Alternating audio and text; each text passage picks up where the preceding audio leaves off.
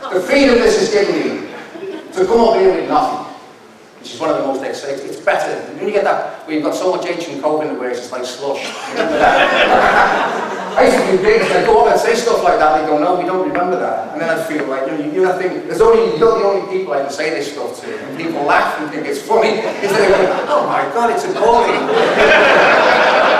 was in a pub in Liverpool, O'Connor's Tavern, and I was shy, I felt physically ugly, I had the wrong kind of hipsters on, or whatever, that kind of thing where you're ill-clad and sort of, and everyone else is dead cool.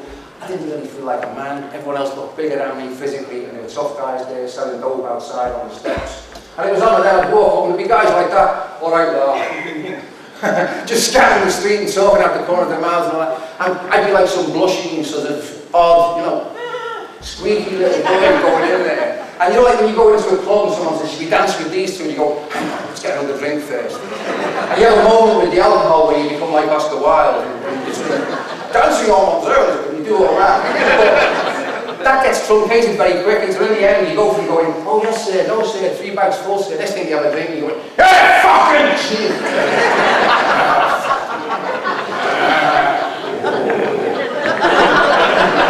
At the end of my using, I got into doing loads of kind of North London industrial amphetamine, that real cat's piss, sweating ammonia, wonderful stuff, right?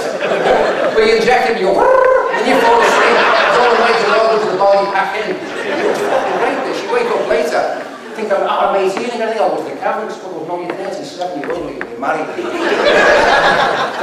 But near the end of my using, I remember walking along by Finsbury Park, and I'd have like speed in one pocket, I'd have a little bit of gear, perhaps, and occasionally I'd have cocaine, that I'd be given. But mostly it was just this industrial amphetamine, my methadone script, and that'd be it. I'd be walking on the streets, and suddenly I'd hear voices, someone doing all that, and hey, whoa, and I think, that's absolutely appalling, those people should be rounded up. And then I'd have a moment of lucidity, and I'd look around, and there'd be no one there.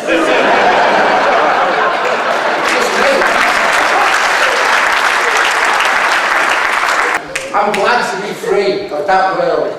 And the other part of that is, I remember that thing, when I found that packet, I at least it was okay. Yeah.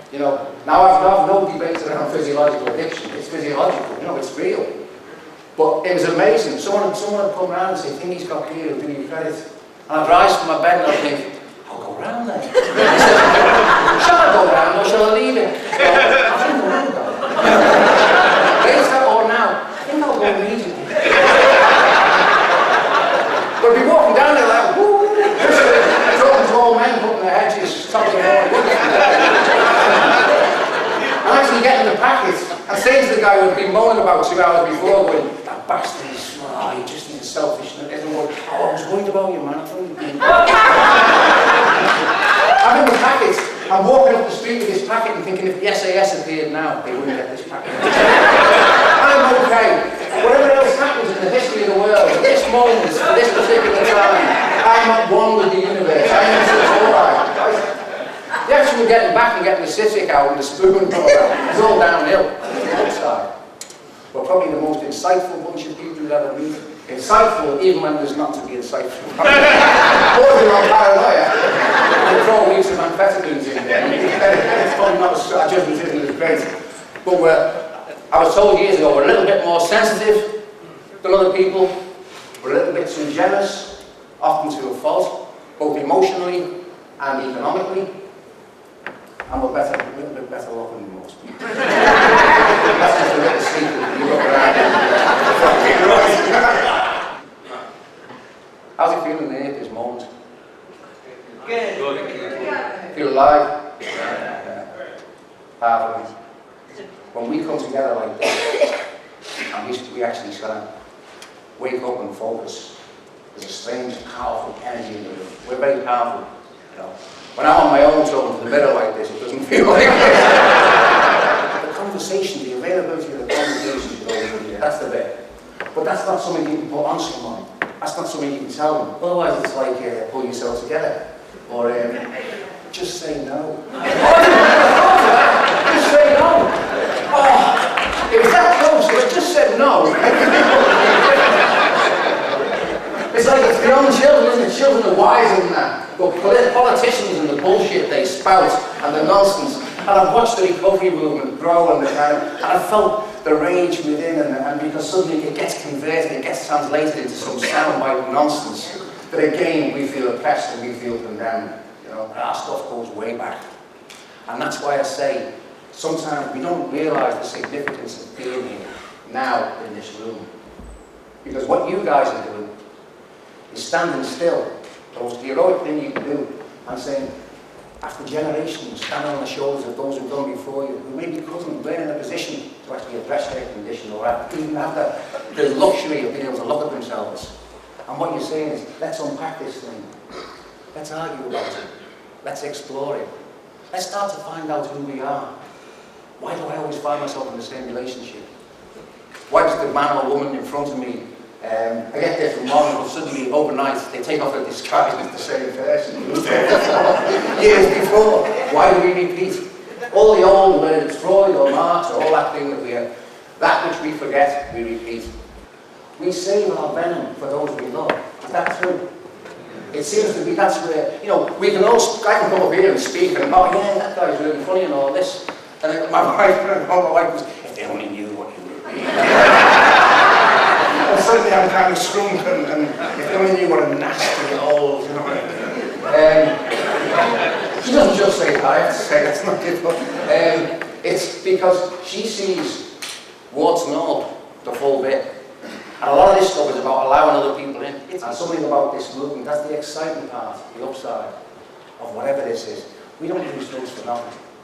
We feel, you know. Often we come from difficult places, difficult histories. You know, our tears are inside, a reservoir of tears sometimes. Pain going back generations. And yet the people before us often did the best we can. But before we can move on, first we have to have the attack on the name.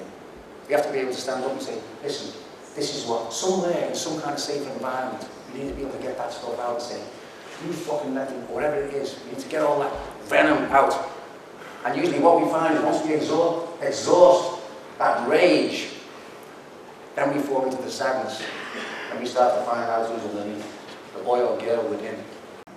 And we've been so interested in our own little camps and our own little organisations even, and to a wider extent our modalities of treatment and what has got us alive again and what has got people who used to use drugs chaotically back into society and integrated for some, reintegrated for others, you know, and it seems as though that's been totally divided and we've been made more disparate to the point where we're having meetings to people, activists are having meetings to decide whether they can talk together.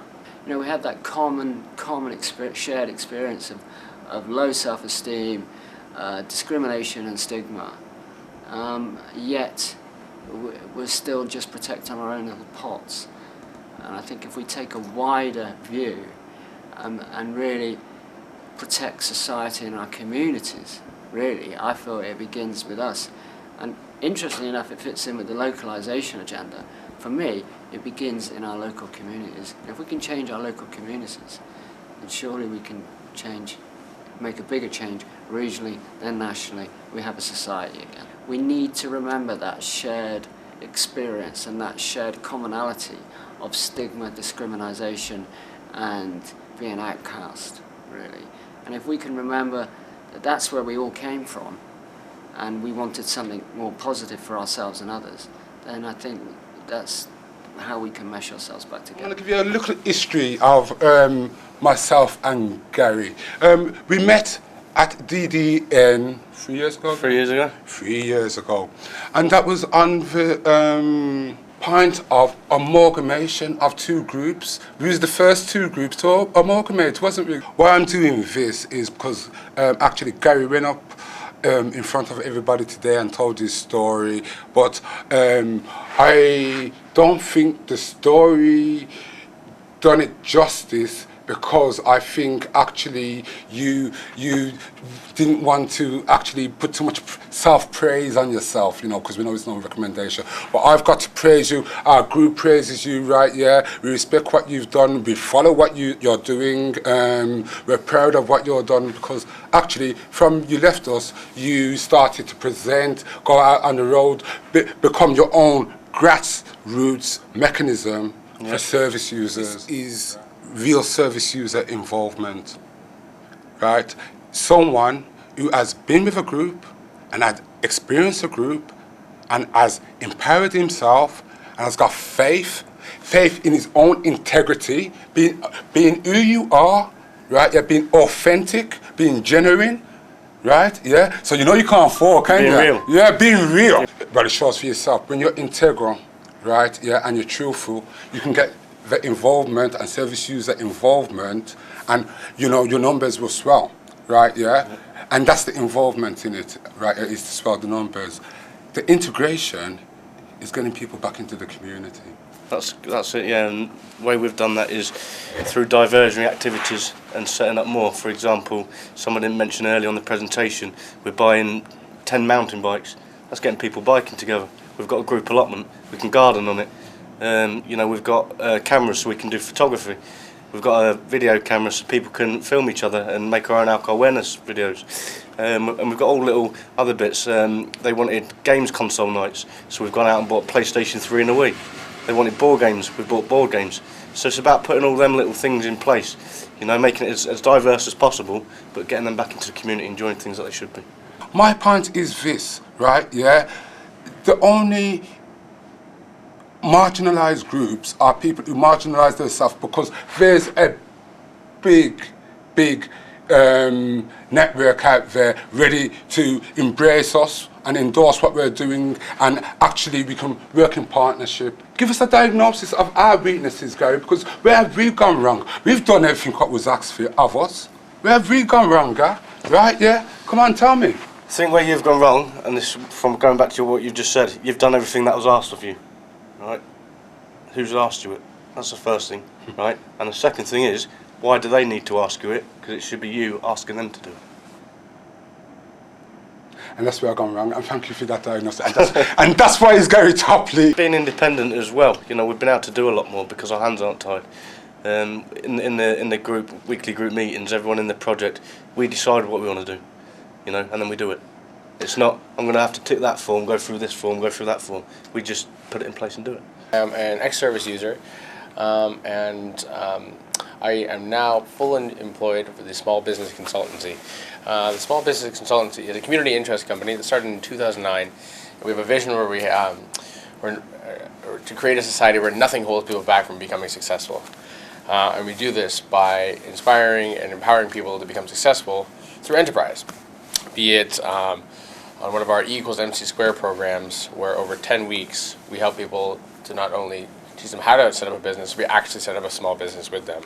Or through our Progress to Success program, where we incentivize and inspire people to take steps towards their SMART goals and gain employability skills, increase their confidence, and gain employment. I've enjoyed coming here today and giving that presentation, you know, and I hope that DDN carries on, you know, doing what it does and reaching out to people a bit similar to myself and helping them as best as they can. People do watch this and, you know, they think that it's impossible to set up your own project.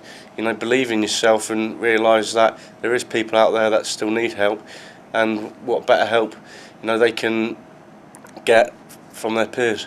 Funding is very difficult, you know, to get hold of now, but, you know, I started running what I did with £2,700.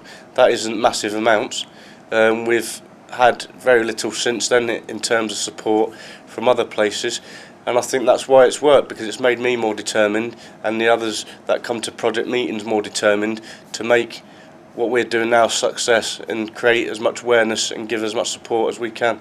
And I think a lot of the difference is that, you know, money can help, but I think passion comes first.